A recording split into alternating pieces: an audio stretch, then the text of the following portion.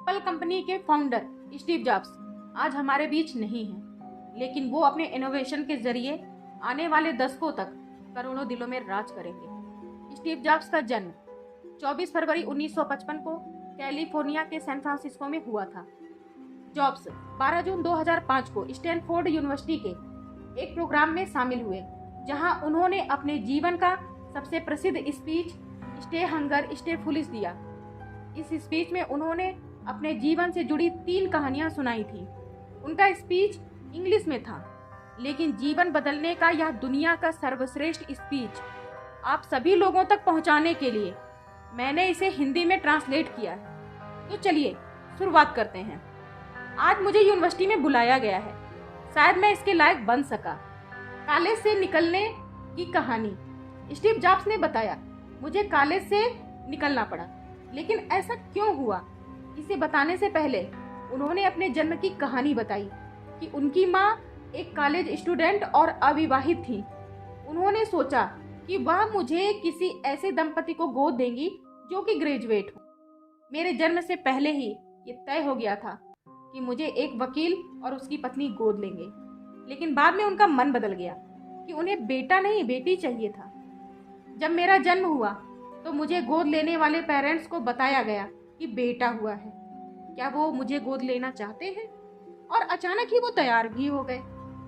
मेरी माँ को जब पता चला कि जो पेरेंट्स मुझे गोद ले रहे हैं वो ग्रेजुएट नहीं हैं, तो उन्होंने मुझे देने से मना कर दिया। कुछ महीनों बाद मेरी माँ उस समय नरम पड़ी जब मुझे गोद लेने वाले पेरेंट्स ने ये वादा किया कि वो मुझे कॉलेज भेजेंगे। 17 साल की उम्र में मुझे कॉलेज में दाखिला भी मिल गया। पढ़ाई के दौरान मुझे ये लगा कि मेरे माता पिता की सारी कमाई मेरी पढ़ाई में ही खर्च हो रही है। मुझे समझ नहीं आ रहा था कि मैं अपने जीवन में क्या करूँगा। आखिरकार मैंने कॉलेज ड्रॉप करने का फैसला किया और सोचा कि कोई काम कर लूँगा। उस समय यह निर्णय शायद सही नहीं था, लेकिन आज जब मैं पीछे मुड़कर देखता हूँ तो मुझे लगता है कि मेरा यह निर्णय बिल्कुल ही सही था। उस समय मेरे पास रहने के लिए कोई कमरा नहीं था, इसलिए मैं अपने दोस्त के कमरे में जमीन पर ही सो जाता था। ये उस समय कोक की बॉटल्स बेचते थे ताकि उससे जो पैसा मिले उससे ये खाना खा सके। खाने के लिए ये 7 मील पैदल कृष्ण मंदिर जाते थे। उस समय रीड कॉलेज कैलीग्राफी के लिए दुनिया में मशहूर था। पूरे कैंपस में हाथ से बने हुए बहुत ही खूबसूरत पोस्टर लगे थे। तब मैंने सोचा कि क्यों ना कैलीग्राफी की पढ़ाई ही की जाए। फिर इन्होंने शेरिफ और सैन शेरिफ टाइपफेस सीखे। इन्होंने इसी टाइपफेस से अलग अलग शब्दों को जोड़कर टाइपोग्राफी तैयार की, जिसमें डॉट्स होते हैं। 10 साल बाद इन्होंने पहला मैकिन्टोश कंप्यूटर डिजाइन किया।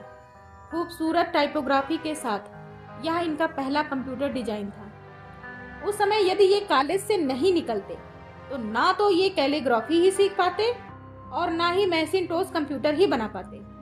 अब हम आगे बढ़ते हैं और चलते हैं जीवन बदलने वाली दूसरी कहानी की ओर। मैंने अपने जीवन में जो भी करना चाहा वो सब मैंने किया।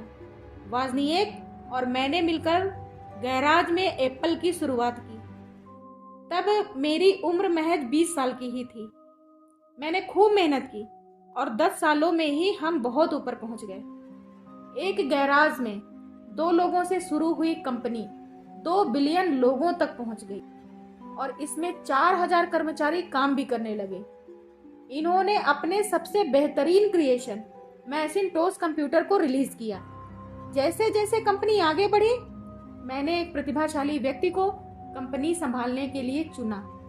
पहले साल तो कंपनी ने बहुत अच्छा काम किया, लेकिन फ्यूचर को लेकर जो विजन देखा गया था वह फेल हो गया। जब मैं 30 साल का था तो मुझे कंपनी से ही निकाल दिया गया था। फिर मुझे लगा कि मेरी ही कंपनी से मुझे कैसे निकाला जा सकता है। इसके बाद 5 सालों में मैंने एक नई कंपनी तैयार की नेक्स्ट नाम से, और इसके बाद एक और कंपनी पिक्सर नाम से। पिक्सर ने दुनिया की पहली computer animated feature film toy story बनाई। आज इस स्टूडियो को दुनिया का बेहतरीन एनिमेशन स्टूडियो माना जाता है। इसके बाद एप्पल ने नेक्स्ट को खरीद लिया और फिर मैं वापस एप्पल पहुंच गया। हमने फिर एक ऐसी टेक्नोलॉजी बनाई जिसने एप्पल को एक नया जीवन दिया। मुझे ऐसा लगता था कि एप्पल से मुझे नहीं निकाला गया होता तो मैं ये सब कुछ नहीं कर पाता। कभी कभी जीवन में ऐसे भी पल आते हैं, लेकिन इससे घबराना नहीं है।